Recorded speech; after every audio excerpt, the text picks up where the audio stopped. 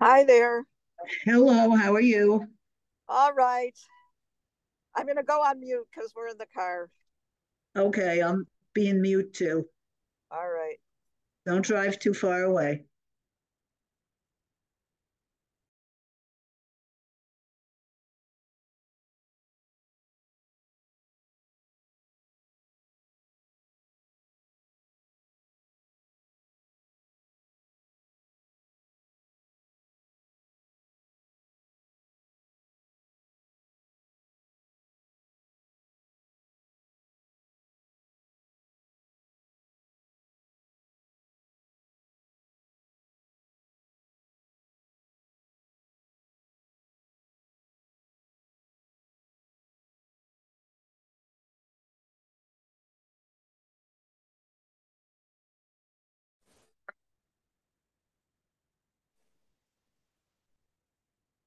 Good morning. Good Good morning, morning. Rabbi. Good Good morning, morning.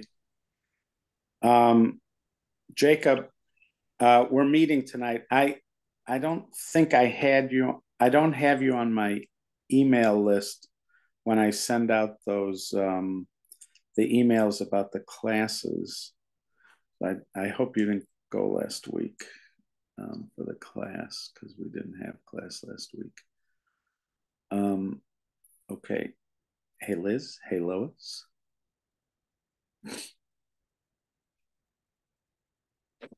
Oh, Hey, David. present. Excellent. I'm marking you present as.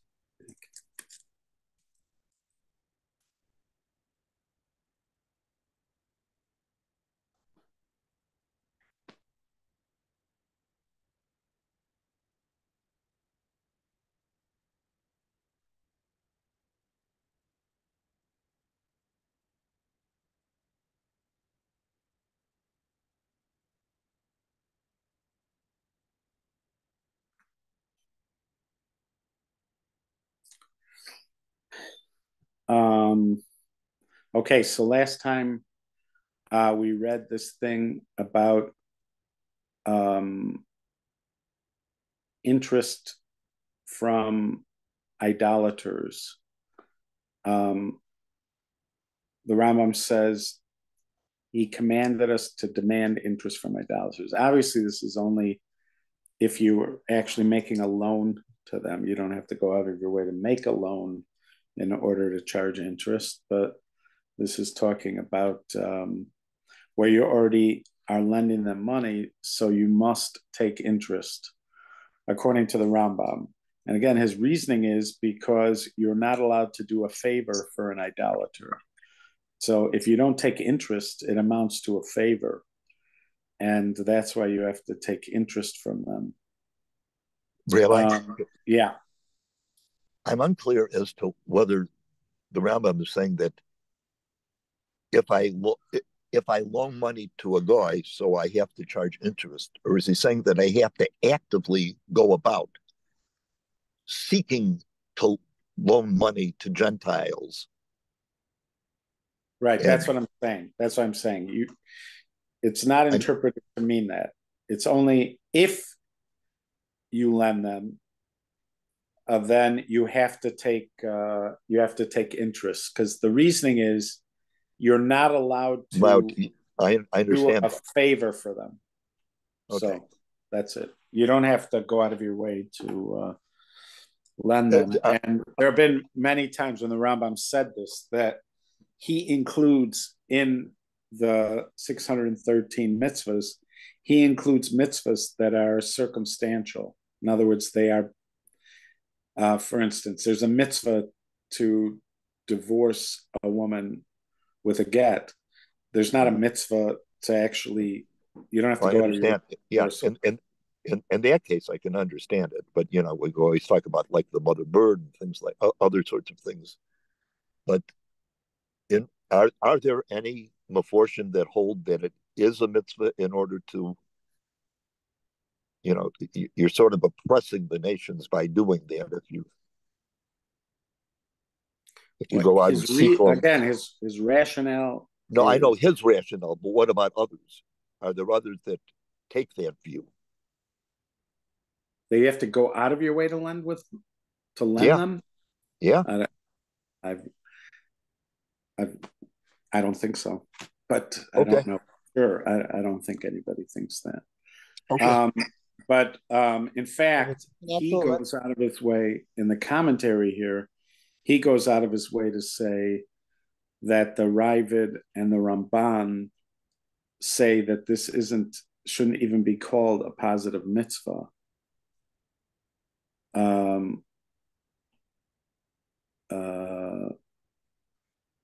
But as far as I know, that most people are surprised that he says that there's any mitzvah, not let alone. Let's just see here. He says Mishnah Torah. I feel like the Rambam's a little more harsh than most of the other rabbis.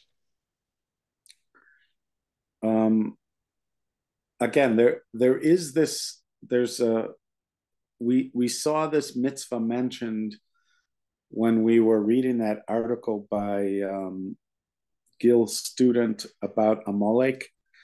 So he mentioned the prohibition of lo sichonim, which this is a prohibition that has several branches. It is specifically written with regard to the 7 nations. And the way it's translated is you shall not show them favor. You shall not show them favor. So there's what is agreed is the simple meaning of the verse, which is you should not do favors for them. Then there is a branch, which is you should not praise them. There's another branch, which is you should not sell them land in Israel. There's another branch that you should not, what was another one? You should not give them something for free, like matnas chinam. And that's it. So those, each one has its own kind of law. Under what circumstances does it apply or not? There is one opinion, but it's dismissed, which is that this law only applies to the 7 nations. It doesn't apply to anybody else. Almost all the early commentators, like even medieval commentators, like Rabbeinu Tam and many others, seem to suggest that it applies to idolaters as well. So it would be the 7 nations plus anybody who's an idolater. There are those who hold that it applies to Gentiles broadly, not just to idolaters. In modern day times, when you look at the responsa, like Rabbi Ovadia Yosef says, for instance, the custom has been, as far as selling land in Israel, the custom has been to sell land to Muslims. So Muslims it seems almost everybody agrees that Muslims are not idolaters. There is a question about Christians. The Rambam holds Christians are idolaters. His opinion was that Christians are idolaters. There is a Meiri who was after the Rambam, but it's still a medieval commentary, who's oft quoted, who says that the law only applies it to people. It does not apply to Christians. It doesn't apply to most people of his day and certainly of our day. It only applies to people who had a kind of unorganized cultish idolatry practice. Like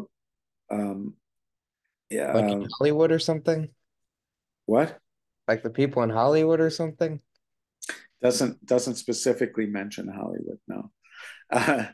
But it would have to be like like the kind of idolatrous stuff that was going on in the time of Tanakh. But he argues that it doesn't apply today. I spoke to Ramosha, to most people of today. I spoke to Ramosha Soloveitchik, and he turned me to a book by his father, which I got. He actually gave me the book by his father this last Friday, which I've been looking at. And in there, Rav Aaron Soloveitchik also seems to feel like it doesn't apply to the Gentiles we would come across today. He is not relying as much on the Meiri as he is relying on an interpretation of the Aruch HaShulchan. It was much more modern. It was possibly a relative of David's, an Epstein. But so in practice nowadays, the laws of lo sichonim, in many ways, do not apply today to the people, to the Gentiles that we interact with. Again, it's a complex subject, and I was doing research on it, and it ends up that, practically speaking, in most cases, the Gentiles we're interacting with, it seems like most, at least from the responsa, most halachic figures would hold that it doesn't apply today. The question is, so that, according to the Rambam, who holds that Christians are idolaters, so he holds that it is forbidden to show favor to idolaters. It would be forbidden to show favor to Gentiles. So this is a separate mitzvah. It's a positive mitzvah, but the reasoning he's giving is the same reasoning. So it sounds like he would hold that would still be true with Christians, at least, maybe not Muslims, but with Christians. And therefore, according to him, you couldn't lend them money unless you charge them interest. Okay.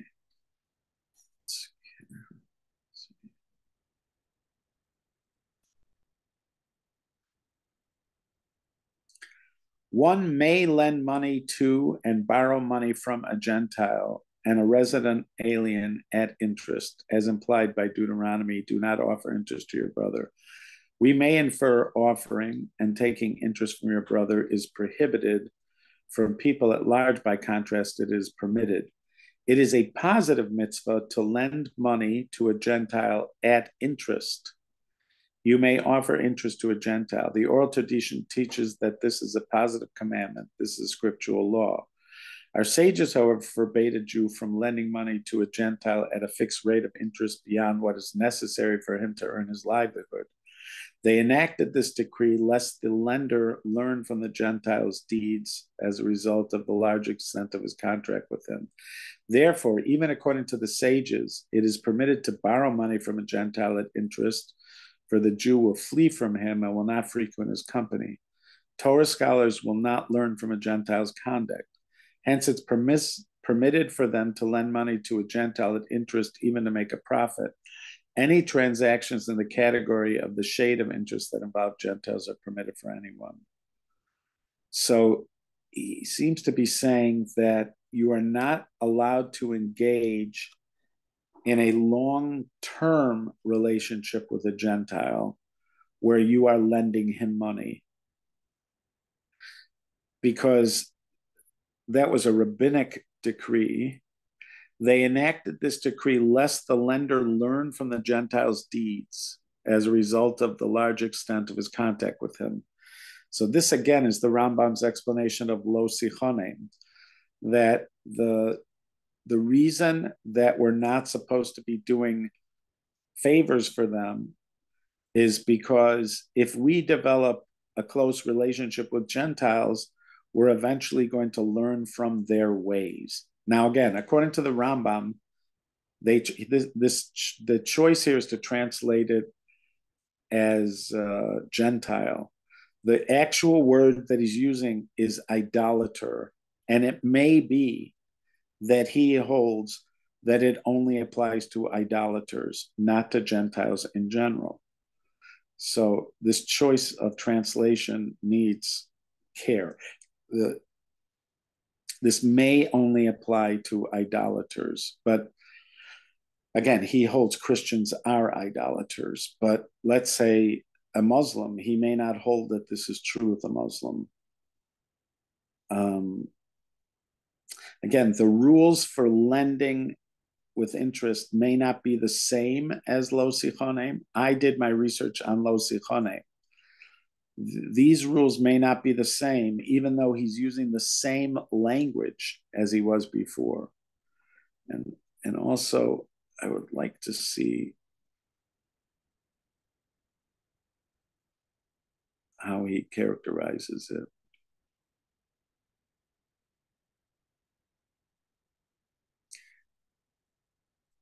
Let's see here.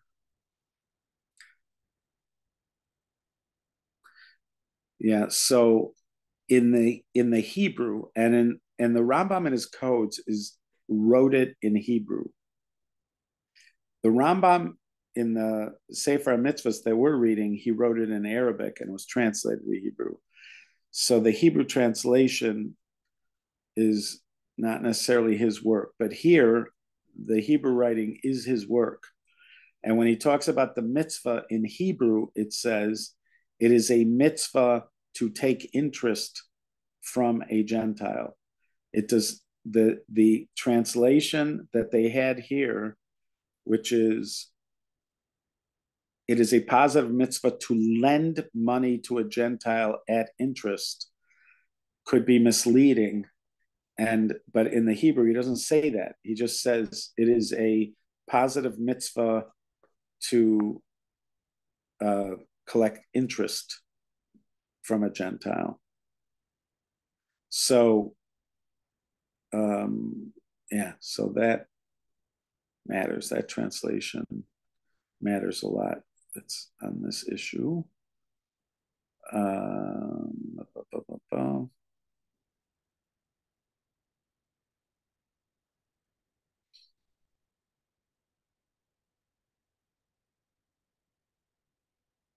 So then he just has laws about Jews borrowing from Gentiles at interest.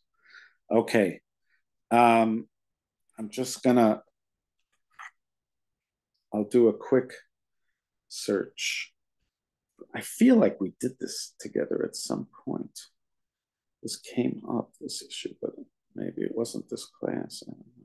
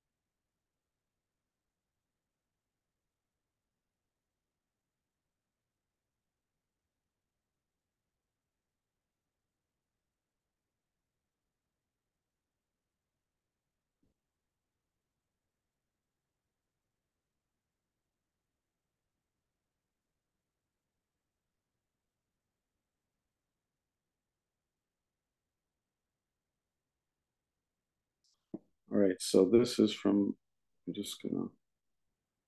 I'll read it. According to the Rambam, this is from OU, this is Jack Abramowitz from OU Torah. According to the Rambam, just as it is forbidden to lend to another Jew at interest, it is a positive mitzvah to charge interest when lending to non-Jews. This is a surprising requirement. What reason could there possibly be for it? First of all, as we have discussed, the fact that Jews do not charge interest to one another is a form of reciprocity, like states recognizing one another's driver's license. Non-Jews are not obligated in this matter, therefore one may borrow from them at interest and charge them interest. To forgo the interest due from a non-Jewish borrower would make the transaction lopsided and, to put it bluntly, make the Jewish lender something of a sucker. Additionally, if the Jew lends to everybody without interest, the fact that he doesn't lend to other Jews at interest ceases to be special. Of course, this isn't to say that there aren't circumstances in which the Jew could overlook interest from a non-Jewish borrower. One of these is if charging interest to Patrick when he didn't charge interest to Moshe is going to create resentment. So he's mentioning Ava. So if it would create Ava, again, that subject that we researched before, hatred, then you would not be, you have to do it. This is a very misleading, this is extremely misleading. He doesn't even mention the Rambam's reason. I don't know Rabbi, what. Yeah. can I've read several things by Abramowitz, and what? he's nothing special. What? Yeah, but Don't here say that. he completely, I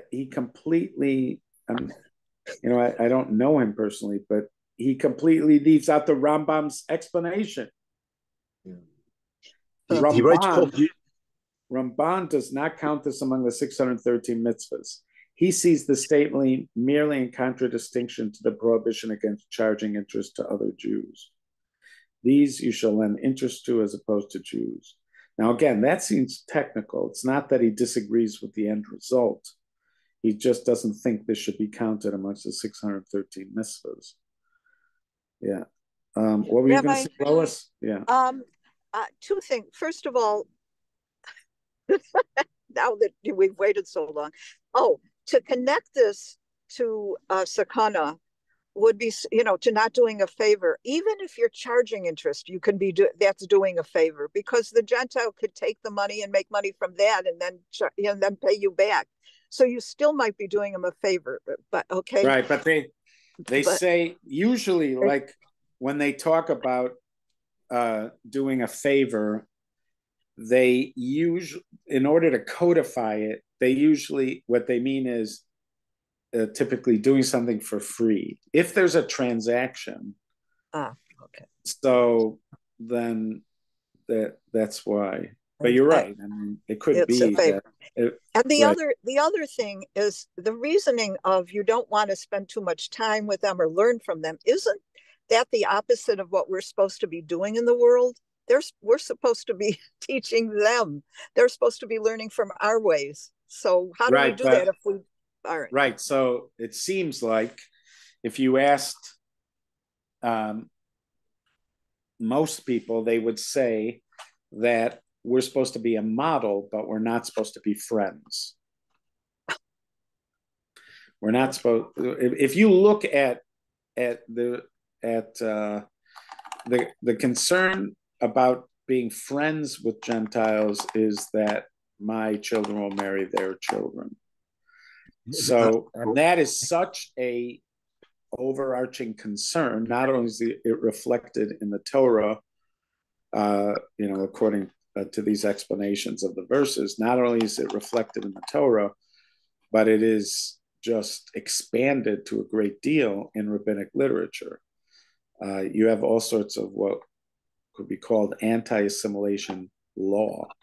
You're not supposed to drink wine together. Now, the law,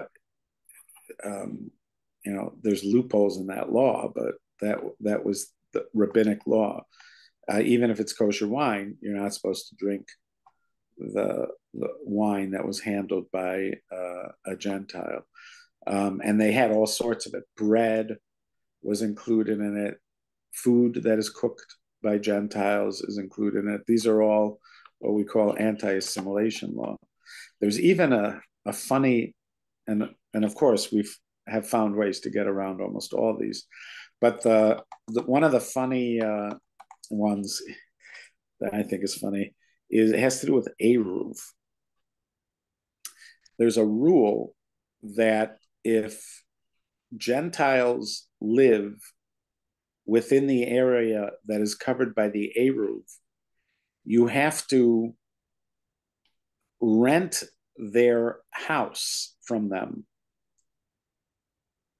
You have to ask them if you can pay them to rent the space of their house from them in order for the Eruv to work.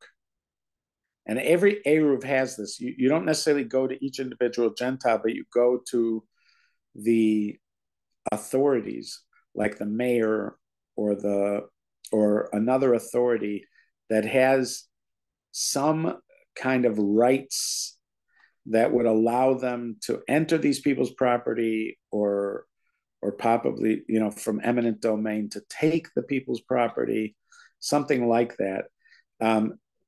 You have to go to somebody who's representing the town and has some kind of rights. Could be, it doesn't have to be entirety that they could actually take away the house, but they have to have some kind of rights that is in the ballpark of eminent domain.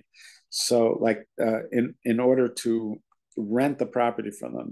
So the Gemara says, why did they include this in the Eruv rules? The Eruv is a rabbinic construct.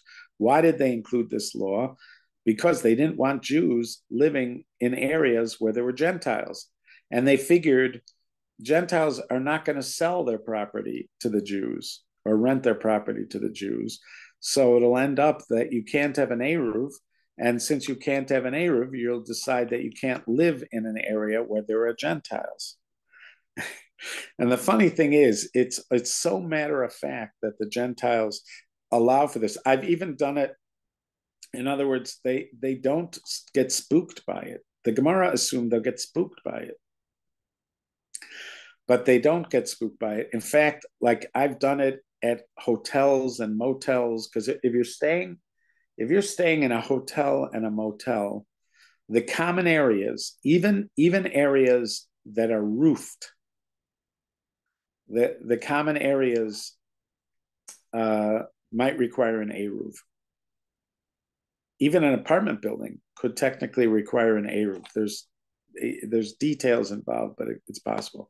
So I've gone to if I was staying at a motel over Shabbos, I've gone to the manager of the motel and said that I would like to, and I, give him some money, and I would say I'm using this for the purposes of a kind of ceremonial thing that we do.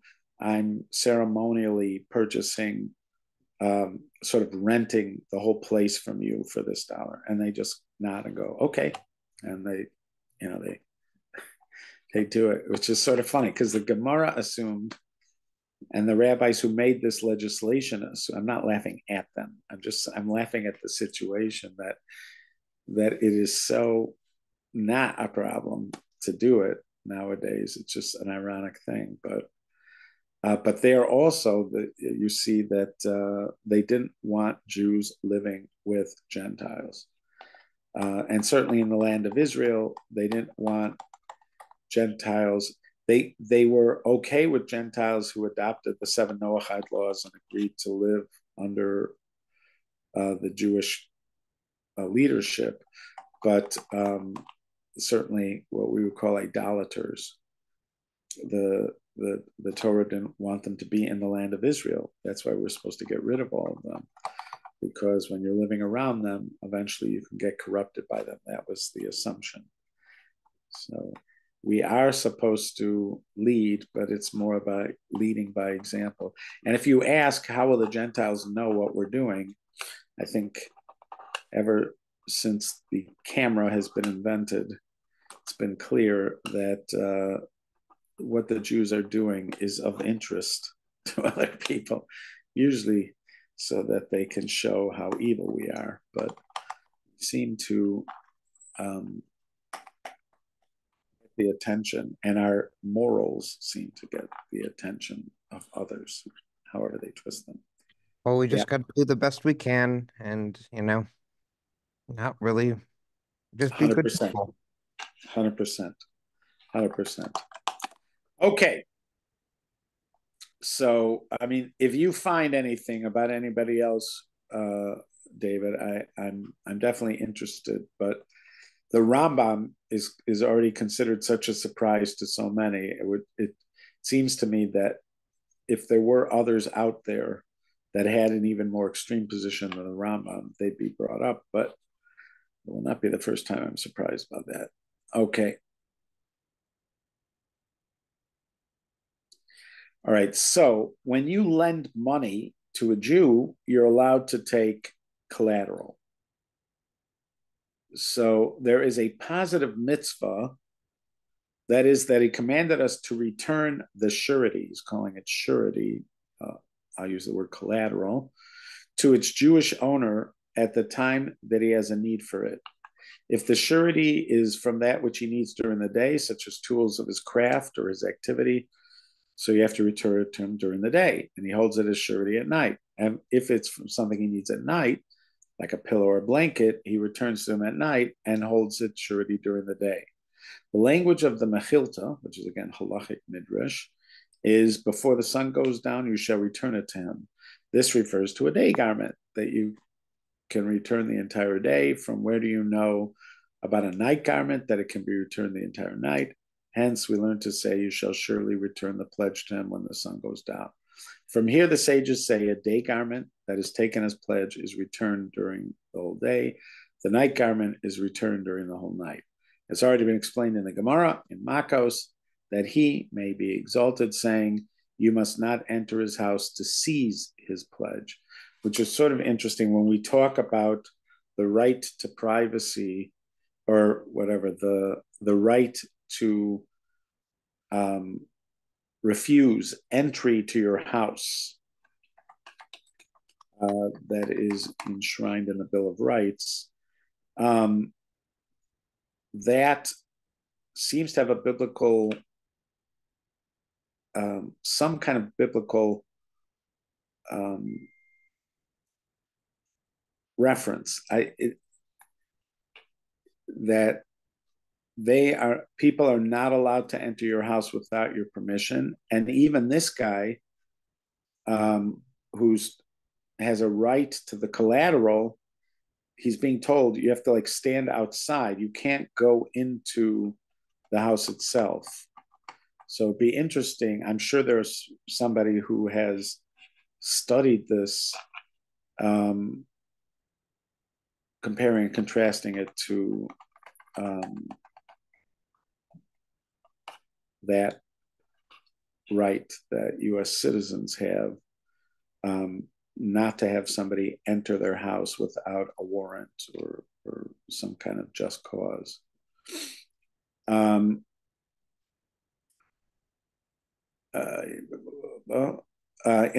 Is a negative commandment that is rectified by a positive commandment. The positive commandment is his saying, you shall surely return. The verse also teaches that we return a nighttime garment at night, daytime garment during the day. The regulations of this commandment have already been explained in chapter 8. Okay, so you have a right to ask for collateral, and once the agreement of the loan is connected to collateral, he has a responsibility to the borrower has a responsibility to make sure that you have the collateral. But you have a responsibility, if this is a kind of collateral that he needs. Again, how do you establish that he needs it? So that would be something that would require further clarification. What does it mean, need? Like the examples here are clothing, night clothing, like bed clothing for the night, and tools of his craft during the day. So let's say it was a car. Let's say you took somebody's car as collateral, but he needs his car to get to work. So you could hear somebody argue that that would be covered in this verse. It's a tool for work. Now, maybe somebody would argue he can get to work by taking the bus or by taking an Uber or something, so he doesn't need his car. And then you'd have to look more at the details of this law. For instance, let's say he's a carpenter. He happens to have his own tools that he uses, but what if the place he's working would lend him tools? So does he have a right to ask for his tools? He might say that that he does his work more efficiently and more effectively when he's using his own tools. So that all that would need to be clarified. Exactly what makes something required to return. when you have collateral. That is that it commanded us to give the wage of an employee on its day and not delay it to another day. So this is an actual positive commandment. And this is something that gets brought up when you have employees.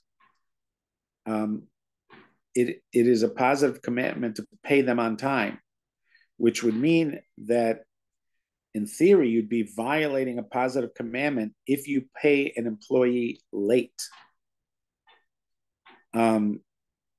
So you could imagine that also needs further clarification. Let's say somebody doesn't get paid every day. Let's say they get paid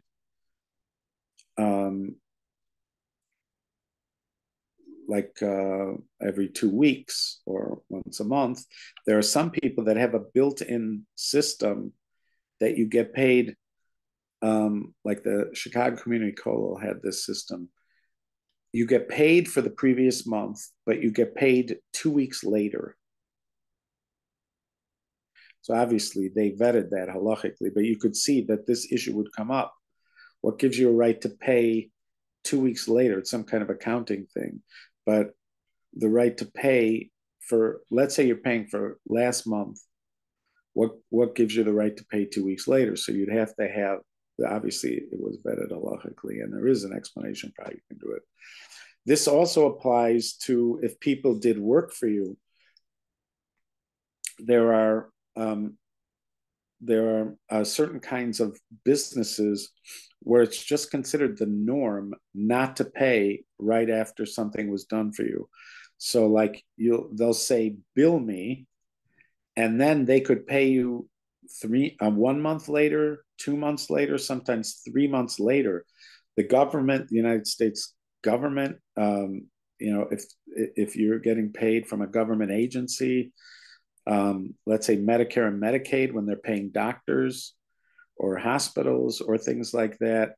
So there's all sorts of like built-in understandings that you don't get paid right away for the work that you did. This is halachically complex because the Torah is saying here, you got to pay the person that day. Whatever the day of payment is, you have to pay him that day. So how it works that you end up paying somebody later. And by the way, an employee, let's say that we contract with a plumber or somebody like that, they also would fall under this thing. If we don't pay them right away, there has to be, I'm not saying that everybody's in violation of this prohibition.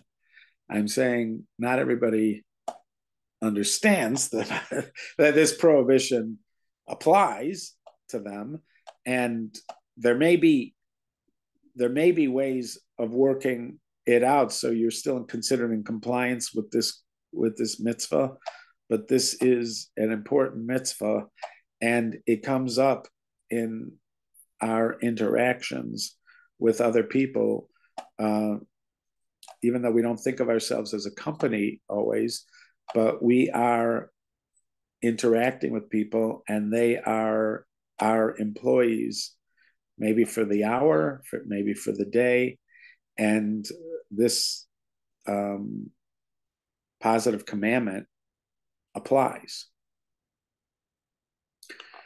Okay, I look forward to learning more with you guys. I look forward to doing it tomorrow. And again, tonight, we're having our 2 o'clock class, not 2 o'clock class, our Tuesday night class at 7:15. And we are meeting tomorrow at Mizrahi Grill, and we are meeting on Thursday for the women's Torah class. All right. Be well, guys. Bye, Rabbi. All right. Thank you, Rabbi. Thank you, Rabbi. You're welcome. You're welcome. Bye.